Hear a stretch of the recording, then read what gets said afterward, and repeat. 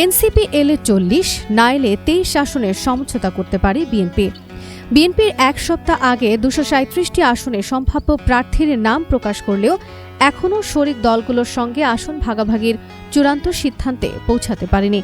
এতে জোটের অংশীদার দলগুলো কিছুটা হতাশা প্রকাশ করছে। তাদের মধ্যে বিএনপির প্রার্থীরা ইতোমধ্যে মাঠে সক্রিয় হওয়ায় পরবর্তীতে আসন ছেড়ে দিলে তা বাস্তবায়ন কঠিন হয়ে পড়বে।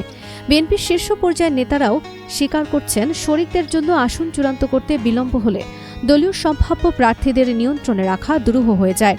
কারণ অনেকেই পরে স্বতন্ত্র প্রার্থী হিসেবে মনোনয়ন দাখিল করতে পারেন, যা শরিকদের জন্য অস্বস্তিকর পরিস্থিতি তৈরি করবে। নির্ভরযোগ্য সূত্র বলছে, যদিও 63টি আসন এখনও খালি রয়েছে, বিএনপি সর্বোচ্চ 40টি আসন শরিক ও মিত্র জোটকে ছেড়ে দিতে পারে। তবে জাতীয় নাগরিক পার্টি ও বাংলাদেশ খেলাফত মজলিসের সঙ্গে সমঝোতা না হলে এই সংখ্যা কমে 23-এ নেমে আসবে। বিএনপির স্থায়ী কমিটির সদস্য সালাউদ্দিন আহমদ জানান, শরিকদের আসন বরাদ্দ নিয়ে স্থায়ী কমিটিতে আলোচনা হয়েছে। তিনি বলেন, খুব শিগগিরই তাদের সঙ্গে বৈঠক করে সিদ্ধান্ত উপস্থাপন করা হবে। যারা শরিকদের সঙ্গে সমন্বয় করছেন তাদের নিয়ে ভারপ্রাপ্ত চেয়ারম্যান আলোচনায় বসবেন।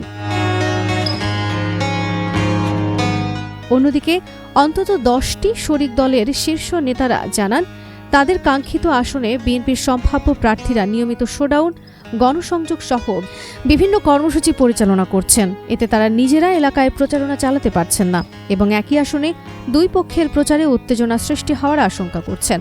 একজন শরিক দলের নেতা নাম প্রকাশ না করার শর্তে বলেন, বাস্তব প্রেক্ষাপট জানিয়ে দ্রুত সমাধানের অনুরোধ আমরা বিএনপির নীতি নির্ধারকদের জানিয়েছি। দেরি হলে সবার জন্যই ক্ষতি হবে। নিবন্ধিত কয়েকটি শরিক দলের নেতা আরও উল্লেখ করেন, নির্বাচনে জোটে থেকেও নিজস্ব প্রতীক ব্যবহার করার বাধ্যবাধকতা রয়েছে, কিন্তু তাদের আসনে বিএনপির প্রার্থীরা এখনই ধানের শীষ প্রতীকে প্রচার শুরু করায় পরবর্তীতে আসন ছাড় দেওয়া হলেও ভোটারদের মনে নতুন প্রতীকের পরিচিতি তৈরি করা প্রায় অসম্ভব হবে।